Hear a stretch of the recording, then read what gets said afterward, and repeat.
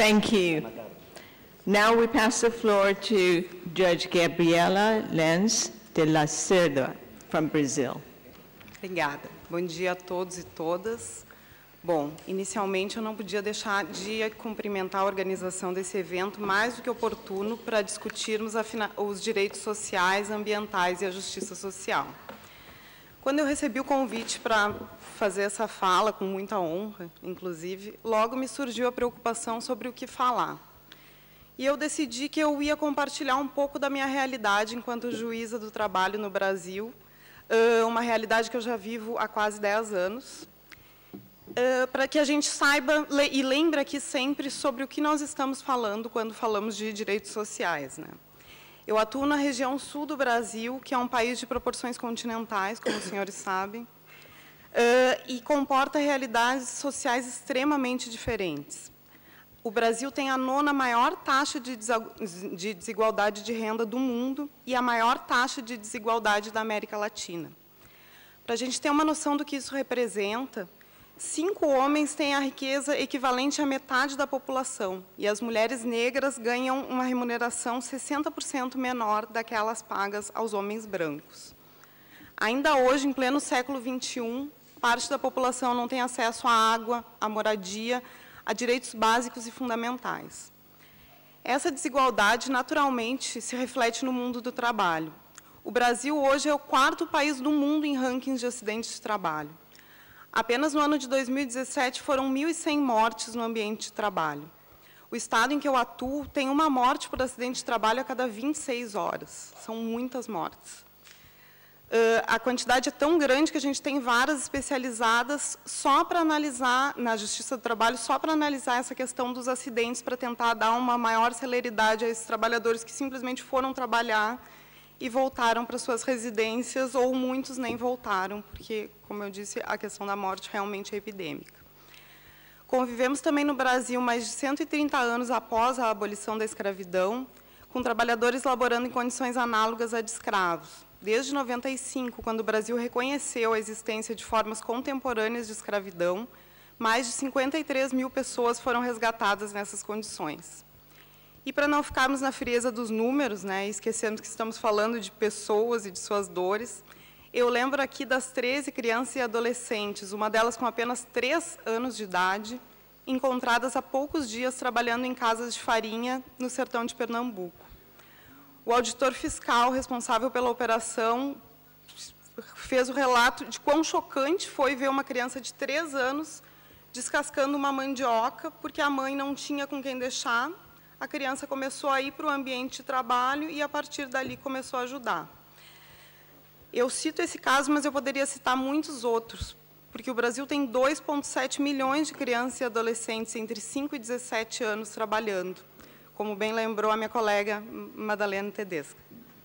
Em que pesem os compromissos firmados pelo governo brasileiro junto à Organização Internacional de Trabalho para a erradicação das piores formas de trabalho infantil, ainda hoje podemos ver crianças e adolescentes de norte a sul do país vítimas da ausência de políticas públicas e das desigualdades sociais antes referidas. Essas crianças pagam, portanto, um preço muito alto pelas escolhas que nós, adultos, temos feito. Ser juíza no trabalho no Brasil é ter que me deparar com crianças com dedos sujos de cola e solvente para produzir sapatos vendidos em todo o mundo. São reflexos absolutamente invisibilizados da cadeia de produção em escala global, que permitem que as indústrias têxteis terceirizem parte da sua produção para pequenos ateliês brasileiros, onde a força de trabalho é mais barata. E é uma realidade que não é só do Brasil, se repete, né, em toda a América Latina. Ser juíza do trabalho no Brasil é conhecer realidades de meninas vítimas de exploração sexual no norte do país, que trocam seus corpos infantis por pedaços de frango assado ou uma lata de óleo, porque são moradoras de comunidades ribeirinhas e nos mostram diariamente como é cruel o impacto de uma lógica desenvolvimentista sobre aquelas pessoas acostumadas a viver com o que a natureza sempre deu de graça. Ser juíza do trabalho no Brasil é também saber que a desregulamentação da lei trabalhista e a precarização das relações de trabalho atinge toda a sociedade brasileira, mas tem um impacto ainda maior sobre as mulheres, principalmente sobre as mulheres negras e de periferia, porque são essas mulheres que ocupam os postos de trabalho mais precarizados e, quando mães, tem que dar conta de uma dupla rotina, porque não tem condições financeiras de delegar os cuidados. Então, cabe aqui a gente repensar, e foram várias falas nesse sentido, mas não só a questão da inclusão da mulher branca no mercado de trabalho. Cabe aqui a gente refletir também que essa inclusão está se dando às custas de exploração de outras mulheres. Então, não que a mulher branca não deva entrar no mercado de trabalho, mas que todos nós, homens e mulheres, temos que repensar o lugar dos cuidados nessa lógica capitalista que parece que virou uma hegemonia e a gente não consegue enxergar alternativas. As mulheres brasileiras, tem algumas estatísticas da Fundação Getúlio Vargas que mostram que metade das mulheres brasileiras são demitidas antes dos filhos completarem 2 anos de idade. Quer dizer, elas são impossibilitadas de concorrer no mercado de trabalho com igualdade de oportunidades e atingindo principalmente as mulheres negras que dificilmente assumem postos de poder.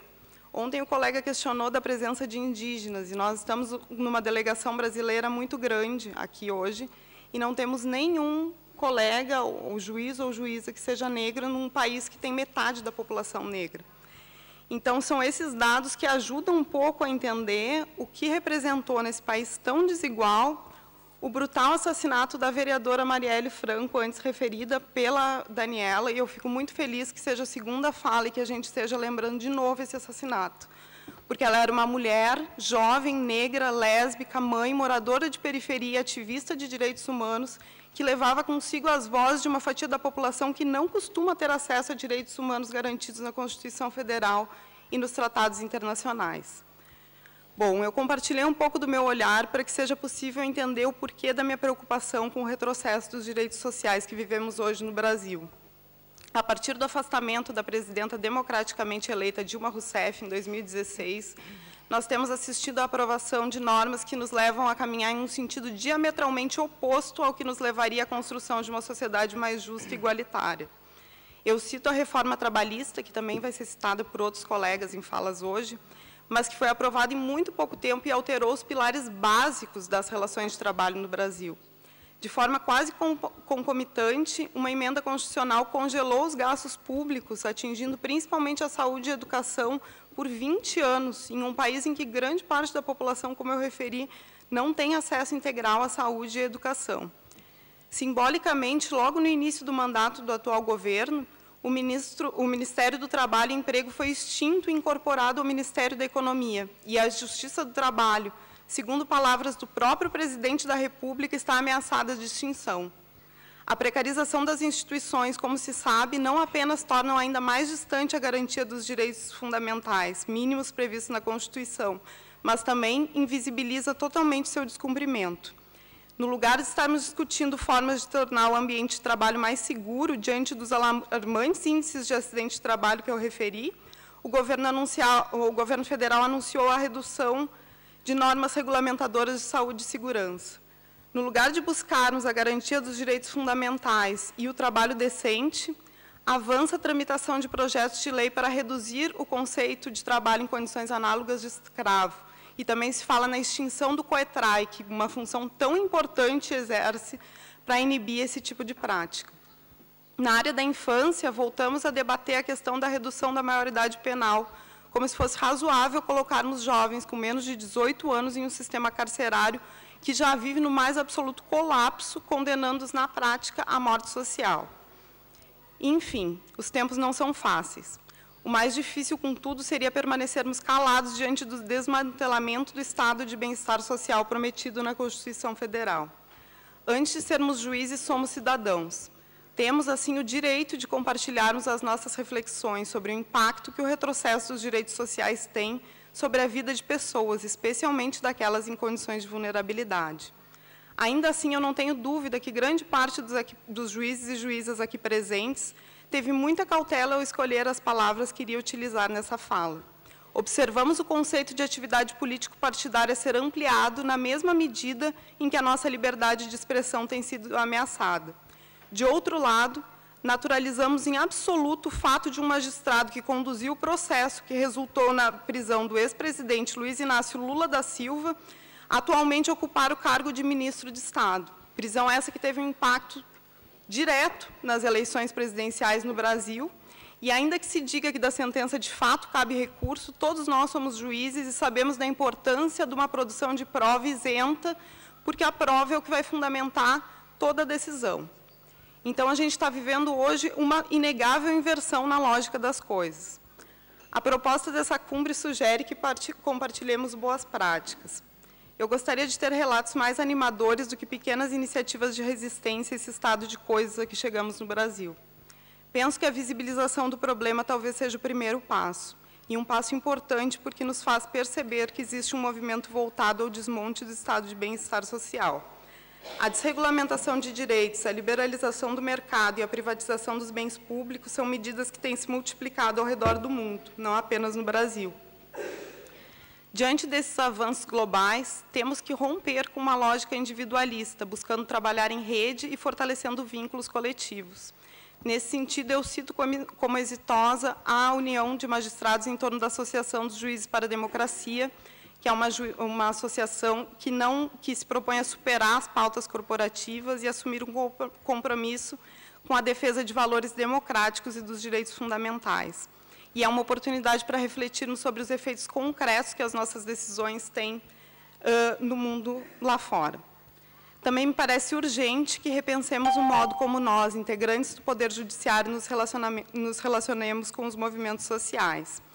Então, para concluir, eu só queria deixar duas sugestões para essa cumbre. Uma delas é que a gente repense a própria organização e se proponha a incluir também lideranças de movimentos sociais em conjunto com os juízes, porque eu acho que as soluções que saem nesse momento por dentro das instituições correm um sério risco de serem cooptadas. Nós temos já, ontem um colega chegou a referir a possibilidade de um tribunal para direitos humanos, a gente já tem a Corte Interamericana de Direitos Humanos, e a grande dificuldade é o alcance e a eficácia dessas medidas. Então, penso que a gente tem que reconhecer esses movimentos sociais como agentes de luta e transformação, e temos que ouvir o que eles têm para falar, seguindo, inclusive, o exemplo do Papa Francisco, que promove encontros como esse com os movimentos sociais. É isso, muito obrigada.